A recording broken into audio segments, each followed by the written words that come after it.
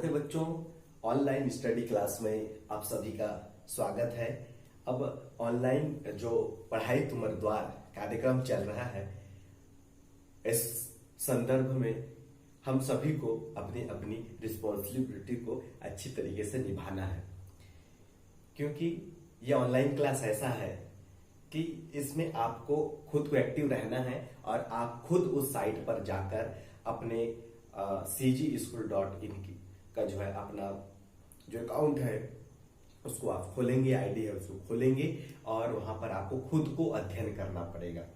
क्योंकि अभी जिस स्थिति से देश गुजर रहा है, इस स्थिति में अपने आप को अगर समय के साथ अपडेट करना है तो जो योजनाएं चलाई जा रही हैं उनमें आप सभी को एकदम मुहूर्त रूप से जो है भाग लेने की आवश्यकता है। चलिए, आज हम कक्षा 12वीं रसायन विज्ञान का जो हम सतह रसायन अध्याय 5 का जो अध्ययन कर रहे थे उसको हम आगे लेके चलते हैं। हमने पिछली क्लास में जो है पढ़ा था 5.4.3 जहां पर जियोलाइट्स क्या है, कैसे बनता है, क्या उपयोग आता है, किस तरीके के होते हैं, इसके बारे में हम लोगों ने चर्चा की थी। आज हम चर्चा करेंगे आपके पाठ्य पुस्तक में 5.4.4 में अंकित एंजाइम उत्प्रेरकों की।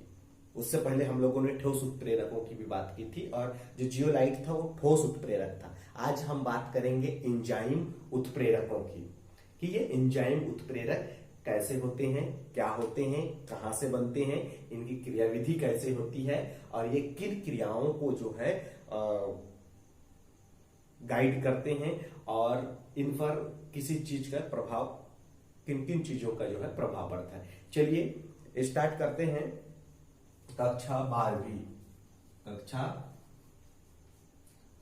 12वीं विषय है रसायन। ओके, विषय क्या है? रसायन। सतह रसायन, पाठ का नाम है सतह रसायन। ओके, ध्यान दीजिएगा, पाठ का नाम क्या है? सतह रसायन। और यह जो है 5.4.4 में अंकित है आपके पाठ्य पुस्तक पर। तो इसका जो है हमारा टॉपिक, मेन टॉपिक जो है वह है एंजाइम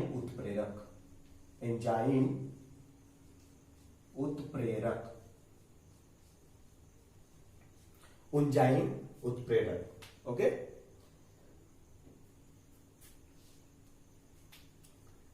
तो ये एंजाइम उत्प्रेरक जो होते हैं, एंजाइम जो है यह एक ग्रीक भाषा का शब्द है, यूनानी भाषा का शब्द है। कौन से भाषा का शब्द है? एंजाइम जो है यह एंजाइम यूनानी भाषा का शब्द है। कौन सा शब्द? यूनानी भाषा शब्द है। तो यूनानी भाषा शब्द है जो दो शब्दों से मिलकर बना हुआ है। एक है इन, इसका जो रूप है वो कहलाता है इन। ओके, ठीक, इन मतलब अंदर में। इसका हिंदी अर्थ अगर देखें तो अंदर में। समझ आ रहा है? ध्यान से देखिएगा। इन कौन सा भाषा? यूनानी भाषा का शब्द है इन। इसका मतलब है IN। इसका हिंदी अर्थ होता है अंदर में। और ये बना है जाइमेज। क्या? जाइमेज का मतलब है ईस्ट। और ईस्ट को कहा जाता है हिंदी में खमीर। क्या कहा जाता है? खमीर। तो अगर हम एंजाइम का शाब्दिक अर्थ देखें, एंजाइम का जो है शाब्दिक अर्थ अगर हम देखते हैं तो इसका मतलब होता है खमीर के अंदर में। कहां पाया जाने वाला? खमीर के अंदर में पाए जाने वाला को क्या कहते हैं? एंजाइम। एंजाइम का शाब्दिक अर्थ क्या है? खमीर के अंदर में पाए जाने वाला। ओके, लेकिन वर्तमान धारणा की बात करें, ये जो है उसके उसका शब्द का जो है अर्थ था। लेकिन अगर वर्तमान स्थिति में इसकी धारणा देखें, वर्तमान धारणा क्या कहता है एंजाइम के बारे में, तो एंजाइम का जो वर्तमान धारणा है वह कहता है कि एंजाइम जो होता है वह जटिल नाइट्रोजन युक्त कार्बनिक पदार्थ, किनसे, जटिल नाइट्रोजन युक्त कार्बनिक पदार्थ जिसका उच्च आणविक भार होता है। ध्यान दीजिएगा, जटिल नाइट्रोजन युक्त कार्बनिक पदार्थ जिसका उच्च आणविक भार होता है। ओके, तथा जो जीवित कोशिकाओं द्वारा निर्मित होता है। उच्च आणविक भार होता है, ये जटिल नाइट्रोजन युक्त कार्बनिक पदार्थ होते हैं और इनका जो है निर्माण कोशिकाओं द्वारा होता है। इसे हम एंजाइम कहते हैं। चलिए मैं इसको लिख के बताता हूं कि किसे हम एंजाइम कहते हैं। एंजाइम जो है वह जटिल नाइट्रोजन युक्त, कैसा, जटिल नाइट्रोजन, जटिल नाइट्रोजन युक्त, जटिल नाइट्रोजन युक्त कार्बनिक पदार्थ, क्या है, कार्बनिक पदार्थ, कार्बनिक पदार्थ जिसका उच्च आणविक भार होता है, जिसका उच्च आणविक, जिसका उच्च आणविक भार होता है तथा जो जीवित कोशिकाओं द्वारा निर्मित होती है। किन सी कोशिकाओं में, जीवित, तथा जो जीवित कोशिकाओं में, जीवित कोशिकाओं में या जीवित कोशिकाओं द्वारा, जीवित कोशिकाओं में उत्पन्न होती है, जीवित कोशिकाओं में उत्पन्न होती है, उसे क्या कहते हैं, एंजाइम कहते हैं। क्या कहेंगे, एंजाइम कहते हैं या कहलाता है, कहते हैं। एक्चुअली मेरी थोड़ी तबीयत खराब है तो बीच बीच में उसका प्रभाव जो है, असर दिखेगा, पर चलिए आप जैसा भी हो एडजस्ट कर लीजिए। तो जटिल नाइट्रोजन युक्त कार्बनिक पदार्थ जिसका उच्च आणविक भार होता है तथा जो जीवित कोशिकाओं में उत्पन्न होती हैं, ऐसे पदार्थ को जो है एंजाइम कहते हैं।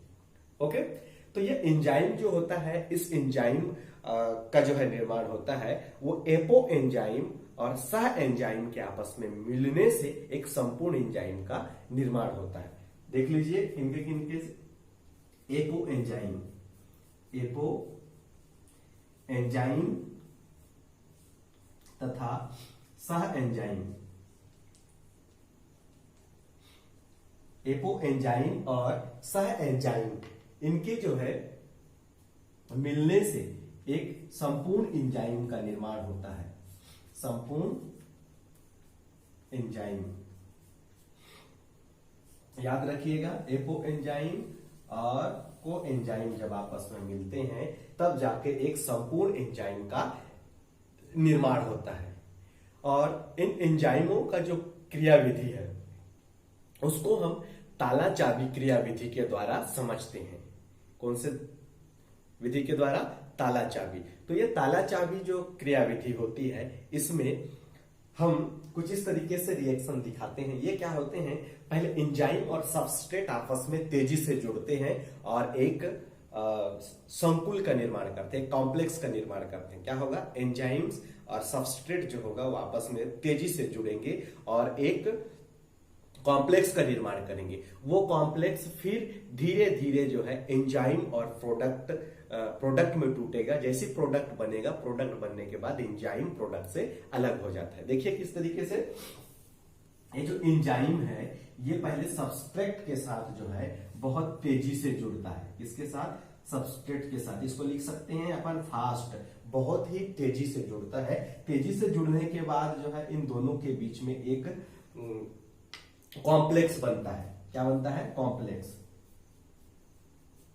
एक कॉम्प्लेक्स बनता है, फिर ये कॉम्प्लेक्स धीरे धीरे धीरे टूट कर प्रोडक्ट में परिवर्तित हो जाता है। कैसा चलेगा ये? स्लो, धीमा गति से ये क्रिया जो है होगी और किस में बदलेगा? प्रोडक्ट में बदलेगा। जैसी प्रोडक्ट में बदलेगा एंजाइम वहां से जो है अलग हो जाएगा। आप ये जो देख रहे हैं यहां पर एंजाइम प्लस सबस्ट्रेट दोनों आपस में तेजी से क्रिया करते हैं और एक कॉम्प्लेक्स बनाते हैं, ES एंजाइम और एंजाइम सबस्ट्रेट कॉम्प्लेक्स बनाते हैं, और ये जो है स्लो क्रिया होती है और प्रोडक्ट बन जाता है, फिर से एंजाइम जो है अलग हो जाती है। यहां पर आप देख सकते हैं जहां E जो है, इनके संकेतों के नाम अगर देखें तो ये E जो है, E है एंजाइम को प्रदर्शित करता है, इसको बतला रहा है एंजाइम को। S जो है सबस्ट्रेट को बता रहा है S, और P जो है, P बता रहा है प्रोडक्ट को। प्रोडक्ट मीन्स उत्पाद। ओके, इस तरीके से जो है ये संकेत है। तो यहां से इस चीज को देखकर हमको ये समझ आता है कि जिस प्रकार किसी एक विशिष्ट ताले को खोलने के लिए एक विशिष्ट चाबी की आवश्यकता होती है, ध्यान दीजिए बातों पर। जिस प्रकार से किसी एक विशिष्ट ताले को खोलने के लिए एक विशिष्ट प्रकार की चाबी की आवश्यकता होती है, उसी प्रकार किसी एक विशिष्ट रासायनिक अभिक्रिया को जो है गाइड करने के लिए जो है एक विशेष प्रकार की एंजाइम की आवश्यकता होती है। अर्थात एक ही एंजाइम सभी रासायनिक क्रियाओं को जो है गाइड नहीं कर सकता। अलग अलग एंजाइमों के लिए एंजाइम जो है अलग अलग अभिक्रिया को जो है के लिए उपयोगी होते हैं। ठीक, तो आइए हम आगे ताला चाबी जो मैकेनिज्म है, की एंड लॉक मैकेनिज्म, उसको हम डिटेल से देखते हैं कि किस तरीके से वो कार्य करता है। तो मैं इस साइड लिख लेता हूं, दिख रहा होगा आप लोगों को यहां पे ताला चाबी, लॉक एंड की का मैकेनिज्म, लॉक की मैकेनिज्म, इसको अपन बोलते हैं ताला चाबी। ताला चाबी की जो है क्रियाविधि, ताला चाबी की क्रियाविधि। तो ताला चाबी क्रियाविधि में होगा क्या कि ये जो सबस्ट्रेट है फिर वो एंजाइम के साथ जुड़ेगा, एंजाइम के उस भाग में जुड़ेगा जहां पर जो है कोई एक्टिव साइट है, मतलब कि जो सक्रिय क्षेत्र होगा उसमें। आइए इसको हम आपस में जुड़ेंगे, फिर एक संकुल बनेगा, एंजाइम और सबस्ट्रेट का जो कॉम्प्लेक्स है वो बनेगा, फिर स्लो रिएक्शन के बाद जो है प्रोडक्ट बनेगा और एंजाइम जो है अलग हो जाएगा। आइए देखते हैं, इसको चित्र के माध्यम से अपन देख लेते हैं। मान लीजिए यहां एक सबस्ट्रेट है, क्या है ये? सबस्ट्रेट है।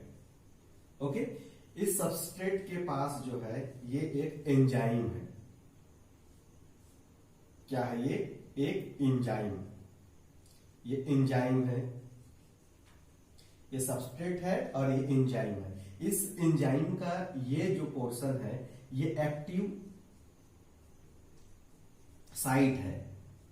ऐसा साइट एक्टिव साइट, अर्थात ये सक्रिय स्थान है, सक्रिय क्षेत्र है जिसके साथ जो है ये सबस्ट्रेट जुड़ेगा। ये जैसे ही सबस्ट्रेट के साथ जुड़ता है तो इस तरीके का,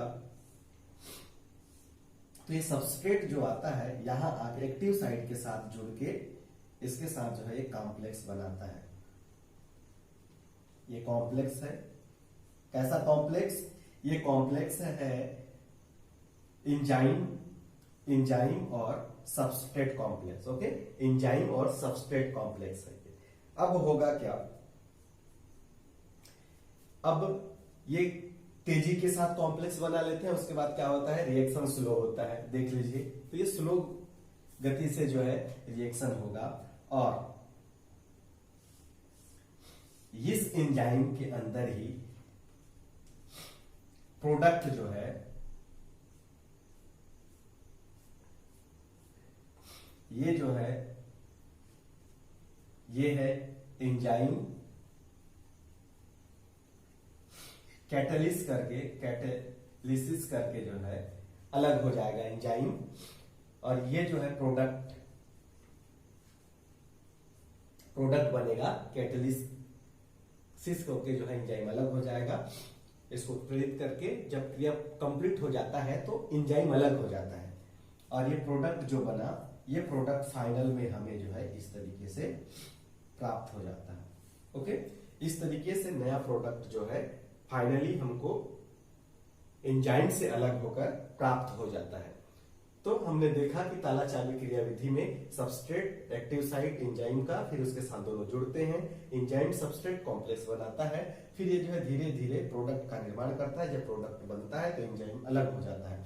तो इस प्रकार से जो है आपको एंजाइम्स और प्रोडक्ट दोनों अलग अलग जो है प्राप्त हो जाते हैं। ओके, तो यह जो था ताला चाबी अभिक्रिया के लिए था। ओके, इसको आप जो है लिख सकते हैं। तो इस तरीके से रिएक्शन कंप्लीट होता है। तो इसका एक उदाहरण देखते हैं कि ये किस तरीके से किसी रासायनिक अभिक्रिया को, कौन सा ऐसा रासायनिक अभिक्रिया है जो इस तरीके से होता है। तो ये पास्ता को मैं मिटा देता हूं, इस पास्ता मिटाता हूं मैं, इस पोर्शन को अपन मिटा देते हैं। तो आप देख लीजिए, एग्जाम्पल, एक रासायनिक अभिक्रिया होगा हमारे पास, देखते हैं। जैसे स्टार्च, हम जैसे भोजन करते हैं, भोजन करते समय जो है हम पानी रहता है, भोजन लिए, भोजन में स्टार्च होगा, खाना खाएंगे तो खाने में स्टार्च होगा, स्टार्च के साथ फिर पानी वगैरह पिएंगे तो उसमें पानी होगा, और जैसे हम उसको चबाएंगे, चबाते चबाते जो है हमारे मुंह से जो है लार ग्रंथियों से टाइलिन रिसाव होगा। टाइलिन अगर की बात करें तो वो जो है उसको क्या करता है, मीठा बना देता है। मीठा मतलब किसमें वो चेंज हो जाता है, ग्लूकोज में, ग्लूकोज में चेंज हो जाता है। टाइलिन एक एंजाइम होगा यहाँ पर। तो देख लीजिए C6H10O6 और N अणु, ये जो है स्टार्च है। क्या है ये? स्टार्च है। इस स्टार्च को N अणु पानी के साथ हम क्रिया करवाते हैं। कैसे क्रिया करेंगे? जब इसके साथ पानी मिक्स होगा तो क्रिया होगा। ओके, यहाँ पर एंजाइम के रूप में यूज होगा टाइलिन। कौन सा यूज होगा? टाइलिन। टाइलिन यूज हो रहा है। अब टाइलिन यूज होगा, यूज होने के पश्चात क्या होगा, इनके बीच में कॉम्प्लेक्स बनेगा, फिर सबस्ट्रेट बनाएंगे, एंजाइम अलग हो जाएगा। तो यहाँ पर N अणु जो है ग्लूकोज में चेंज हो जाता है, C6H10NO6। इस तरीके से जो है यहाँ ग्लूकोज में कन्वर्ट हो जाता है। किसमें कन्वर्ट हो जाता है? ग्लूकोज। कन्वर्ट मतलब ग्लूकोज बन जाता है। ओके, इस तरीके से किसी रासायनिक अभिक्रिया में अलग अलग ये जो है एंजाइम्स है। ओके, इस तरीके से रासायनिक अभिक्रियाओं को एंजाइम्स जो है प्रभावित करते हैं। अब इन सारी चीजों से हमारे सामने एक चीज समझ में आया कि किसी रासायनिक अभिक्रिया में जो है एंजाइम की थोड़ी सी मात्रा आवश्यक होती है। कुछ विशेष बिंदुएं हैं, इसको आप देख लेंगे। पहला क्या है कि यहाँ पर जो है किसी भी रासायनिक अभिक्रिया को एंजाइम की थोड़ी सी मात्रा आवश्यक होती है। किसकी मात्रा? एंजाइम की थोड़ी सी मात्रा जो है आवश्यक होती है। थोड़ी मात्रा आवश्यक होती है, आप इधर लिख लेंगे, थोड़ी सी मात्रा आवश्यक होती है। एंजाइम जो होते हैं वो ताप के प्रति संवेदी होते हैं। दूसरा अपन लिख सकते हैं ताप के प्रति संवेदी। ताप के प्रति जो है ये संवेदी होते हैं। एंजाइम जो होगा वो क्या होगा? ताप के प्रति संवेदी होगा। एंजाइम्स जो है पीएच से प्रभावित होते हैं। क्या होंगे? सॉरी, एंजाइम्स पीएच से प्रभावित होंगे। पीएच से प्रभावित, पीएच जो होगा पीएच से प्रभावित होंगे एंजाइम। और एंजाइम्स के ऊपर जो है एक चीज आता है एंजाइम विष। एंजाइम विष भी जो है इस क्रियाविधि को जो है रोक सकते हैं। कौन? एंजाइम विष। एंजाइम विष, एंजाइम विष क्या करेंगे? इस क्रिया को, एंजाइम की क्रियाविधि को जो है रोक सकते हैं।